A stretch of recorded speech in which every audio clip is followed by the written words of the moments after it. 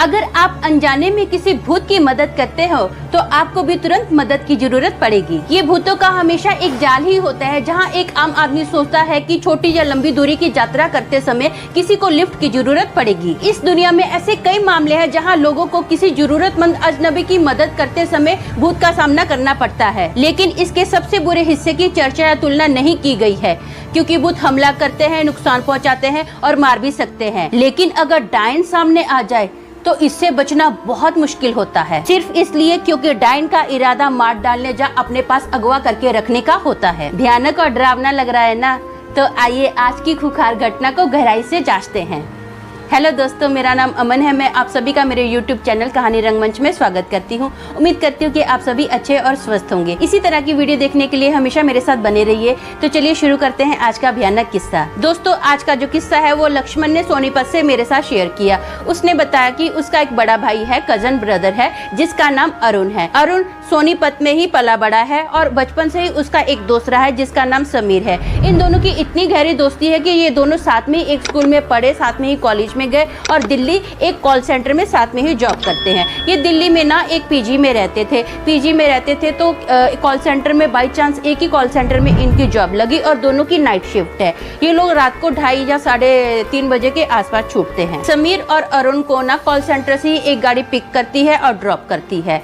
अब क्या होता है, रात का टाइम होता है, ये दोनों अपनी जॉब से छूटते हैं, लगभग 2:30 बजे के आसपास का टाइम है। ये लोग क्या है, रात का इतनी इन दोनों को अचानक से नींद आ रही है ना, बहुत गहरी नींद में होते हैं। जैसे ही गाड़ी में बैठते हैं ना तो 5 मिनट के बाद ही ये लोग सो जाते हैं। अब जो ड्राइवर है वो ड्राइवर अपना ड्राइव कर रहा है। ड्राइव करते करते ना अचानक से ड्राइवर एकदम से ब्रेक लगाता है। जैसे ब्रेक लगती है ना तो ये इन दोनों की नींद खुल जाती है। ये दोनों पूछते हैं कि क्या हुआ, तो ड्राइवर डरा हुआ बोलता है, बोले वो देखो सामने देखो। तो ऐसे ये लोग सामने देखते हैं ना तो एक औरत है जो कि उल्टे पैर चलते हुए इनकी ओर आ रही है। अब उल्टे पैर में आपको थोड़ा डिटेल में समझाती हूँ। मेरा फेस इधर है और मेरे पैर इधर हैं, तो मैं आप ऐसे चलते हुए आऊंगी, लेकिन उस औरत का क्या है, फेस पीछे है और पीठ आगे है और वो ऐसे ऐसे चलते गाड़ी के पास आती है। वो फटाफट गाड़ी के पास आती है। जैसे ही तीनों अभी उस औरत को देख रहे हैं ना, ये तीनों बहुत डर रहे हैं। ये दोनों समीर और अरुण बोल रहे कि गाड़ी चला फास्ट गाड़ी चला। अब ड्राइवर के हाथ ऐसे कांप रहे हैं ना, गाड़ी चला ही नहीं पा रहा है। तो वो औरत ना अभी कांच के पास आती है, अरुण की साइड वो कांच के पास आती है और ऐसे ठक ठक ठक करती है। जैसे ये तीनों उस औरत की ओर देखते हैं ना तो देखते हैं कि वो औरत फट से अपनी मुंडी टर्न कर लेती है, मतलब उसका चेहरा एकदम सीधा हो जाता है। उसका चेहरा सीधा होता है और तो उसके इतनी भयानक बड़ी बड़ी आंखें होती हैं, बड़े बड़े दांत होते हैं, पूरा चेहरा सफेद होता है। तो ड्राइवर क्या करता है, फटाफट गाड़ी चलानी स्टार्ट कर देता है। वो बहुत फास्ट गाड़ी चलाता है, जंगल जैसे एरिया से ना फटाफट वो इस एरिया से निकालता है गाड़ी और इन लोगों को इनके घर पर छोड़कर आता है। अब ये लोग बहुत डरे हुए हैं। ये लोग भी ना फटाफट गाड़ी से उतरते हैं और लिफ्ट ना बंद करने जाते हैं। जैसे ही लिफ्ट बंद करने जाते हैं तो लिफ्ट का दरवाजा बंद ही नहीं हो रहा है। ऐसा लग रहा है कि जैसे किसी ने ना लिफ्ट को पकड़ कर रखा हो और लिफ्ट का दरवाजा ऐसे जोर से पकड़ के रखा है, लिफ्ट का दरवाजा बंद ही नहीं हो रहा। लेकिन इन लोगों को कोई दिखाई नहीं दे रहा है कि कौन है कौन नहीं है। तो ये लोग बहुत कोशिश कर रहे, धक्का मार रहे हैं कि लिफ्ट का दरवाजा बंद हो जाए। जैसे ही अभी लिफ्ट का दरवाजा ऐसे बंद हो रहा है ना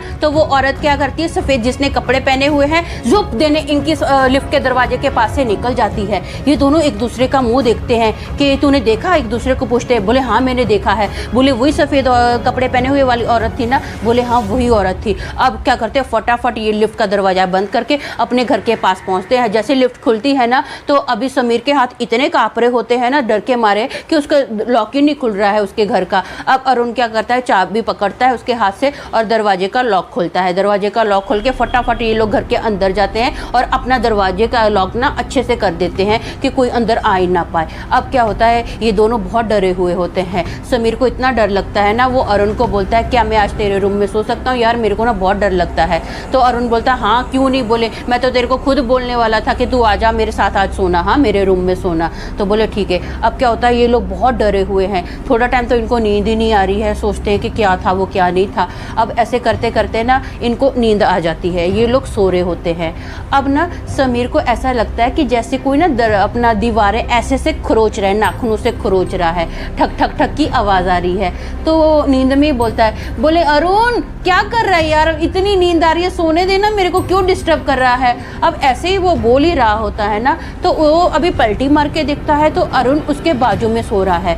समीर बहुत डर जाता है, वो जानबूझकर ना सोने की एक्टिंग करता है, अपनी आंखें बंद कर लेता है। आंखें बंद करता है ना तो उसको ऐसा लगता है कि एक परछाई उसके पास खड़ी है, और वो परछाई जैसे उसके पास आती है ना, उसके ऊपर आती है तो उसके ना बाल अभी समीर के चेहरे पर लगते हैं। समीर के चेहरे पर जैसे बाल लगते हैं और वो अपनी आंखें खोलता है ना तो देखता है कि अपने ऊपर एक भयंकर औरत है, जिसके ऐसे लंबे लंबे दांत हैं, सफ़ेद आंखें हैं, पूरी पूरी उसकी जो स्किन है ना पूरी वाइट है, बहुत ही भयानक डरावना चेहरा है, एकदम डायन दिख रही है वो चेहरे से, इतनी खूंखार लग रही है। जैसे वो अभी क्या करता है, उस औरत को देखता है ना, मतलब उस डायन को देखता है, वो जोर से चीखता है। उसकी चीख सुनकर ना अरुण भी जाग जाता है। अब वो डायन क्या करती है, समीर को ना दोनों कंधों से पकड़ती है और बेड से नीचे खींचती है। समीर बोल भी रहा है बचाओ बचाओ बचाओ, अरुण बहुत डरा हुआ है, उससे हिला भी नहीं जा रहा, वो एकदम बुत की तरह वहाँ पर बैठा हुआ होता है, बहुत डरा हुआ होता है। वो धीरे धीरे आगे जाने की कोशिश कर रहा है, लेकिन उसके जो पैर है ना फटाफट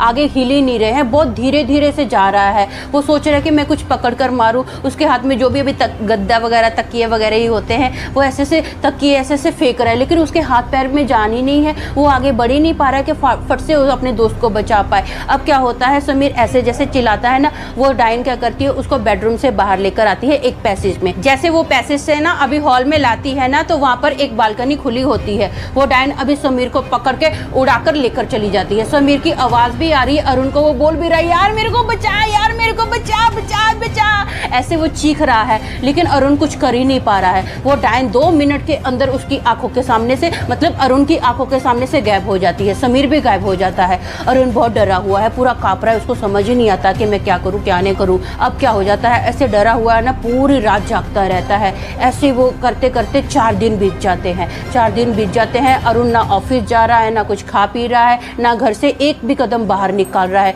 बस खुद के बेडरूम में ही अपना चुपचाप ऐसे बैठा हुआ है। सोच रहा है कि ये क्या हो गया, मैंने क्या देख लिया है। उसके हाथ पैर ही नहीं चल रहे हैं, बस एक बुत की तरह वो बैठा हुआ है, बहुत टेंशन में है। एक बुत की तरह वो बैठा हुआ है, बहुत टेंशन में है। अब क्या होता है, जो समीर होता है ना, उसको ना एक बहुत ही वीराने जैसी जगह में ना उसकी आँख खुलती है।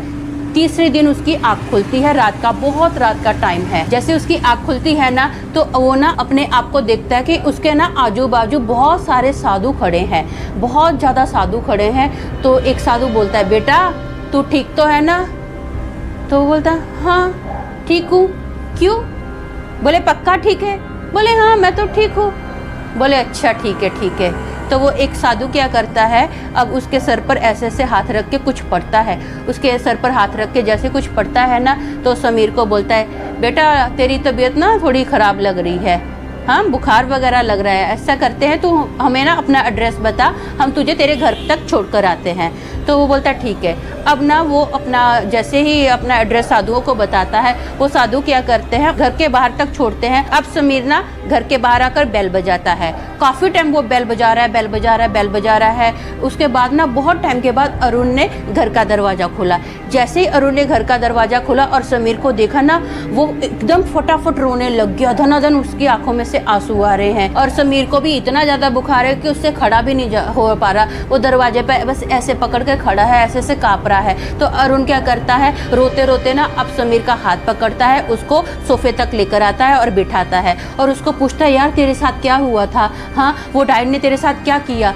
तो वो बोलता है मेरे को तो पता ही नहीं है, बस इतना पता है वो डायन मेरे को लेके गई, उसके बाद क्या किया मुझे तो कुछ पता ही नहीं है। बोले 4 दिन। अरुण पूछता है कि 4 दिन मालूम है तू गायब था, अब 4था दिन है आज जब तू आया है घर पर। बोले अच्छा।